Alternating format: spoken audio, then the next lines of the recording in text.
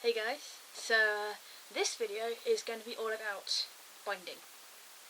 Now, I myself didn't actually start binding until quite recently. You know, it definitely helps me because I'm quite large chested. Now, it depends on what sort of binder you want to wear. Like I, for instance, wear a full binder. I'm not sure of the name of it because I got it through a charity, but I can show you. This is my binder. As you can see, it doesn't bind me completely flat, but that's not the binder's fault, it's mine. I'm quite big chested, which I think a lot of people have the same problem with, because, you know, not all of us are skinny and not all of us are small chested. So yeah, I think it's safe to say that I am a little envious of those who are flatter chested, but that doesn't mean that you can't pass with a big chest. As I mentioned in my previous video, wear baggy clothes over the top. This one itself is actually from Underworks. Well, it's made by Underworks. It's quite an old model. And the actual binding sort of double layer it goes all the way down. Whereas the later models will only kind of bind to about here. Obviously, that means that it's kind of better to have it just binding here, because then you don't have restriction on your stomach area. However, I find that this is actually a lot easier for me, especially since I'm actually quite chubby, because I can't just flatten things down like against. I have to flatten things down that way as well. So having something that continues with the binding all the way down is definitely a good idea. Also, if you're like me and you've got a few kind of patches where it's not all firm and it's a little bit flabby, this kind of acts like those Spanx things where it kind of squishes everything in. And honestly, I can tell you it does work, because I've been told look like I've lost weight wearing this. Obviously, it does kind of restrict you, and I would recommend that don't wear this when you're doing a lot of strenuous work, because it compresses down on your chest, and if you need to take deep breaths, this can often stop you from doing that.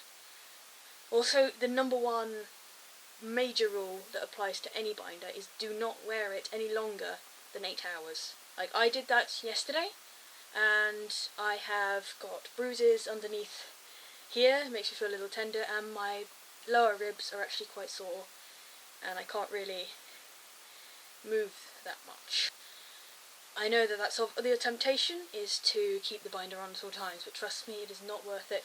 I only got bruises, but there have been cases of people who have broken ribs and all of that nasty sort of stuff. So please do not wear it longer than 8 hours. I would also recommend, when you get it for the first time, is try and wear it in situations where you know you can get out of it if it gets too tight for you. For instance, I think if you live home alone, I would just wear it around the house. Just get used to the whole sensation of being flattened down, get used to the whole sort of restriction you're going to be having.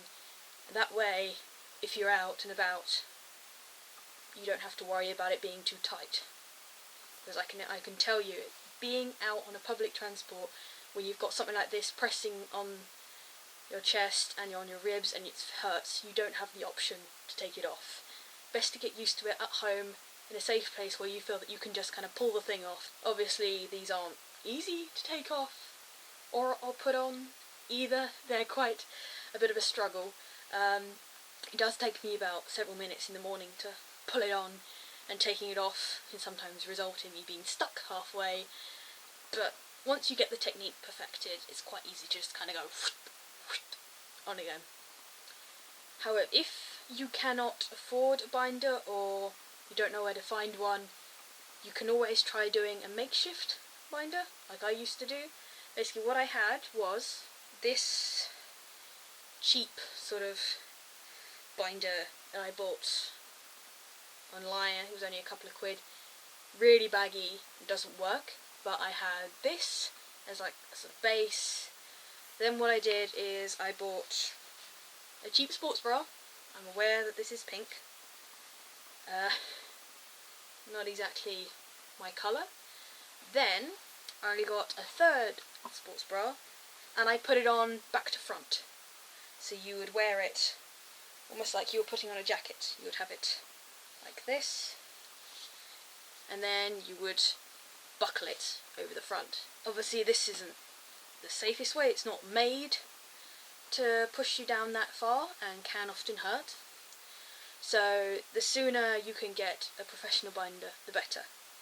Also, obviously, they are bras, so it only covers up to here, which is another benefit of a full binder, is that it does not feel like a bra at all, it just feels like you're wearing a shirt.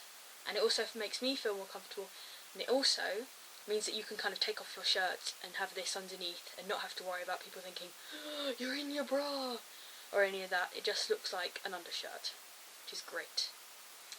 Now, I got my binder, as I mentioned, through a charity, and I'm gonna kind of blast them because when I was looking for a binder initially, I was on job seekers allowance, and I still am, which is essentially benefits. I don't really have that much money. I mean, I do live at home, but because I wasn't out and it was kind of a bit of a risky situation, I didn't want to risk asking my family, especially if I was buying something like this. Obviously, if you're like me and you have low income, buying a binder online from Underworks can be a bit of a pain, especially if you don't live in the US, because the shipping can be phenomenal. I think it's like £40-50 overall, including the binder, and you don't even know if it's going to fit you. Whereas the charity I got this from is called Morph Binders, and it's a UK-based charity. Basically what you do is you email them, you say you're interested, they'll send you back a catalogue of all the different binders, you pick your first and your second choice, you give them your details and how you're going to pay them, and then all you have to do is send that back to them. And then depending on where you are, all you have to do is pay the postage. If you're in the UK, it's only about £3, I'd imagine.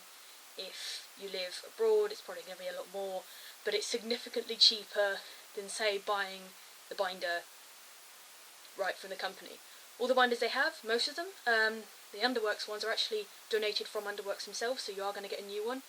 Some of them are second hand, but they're all washed and kept perfectly clean.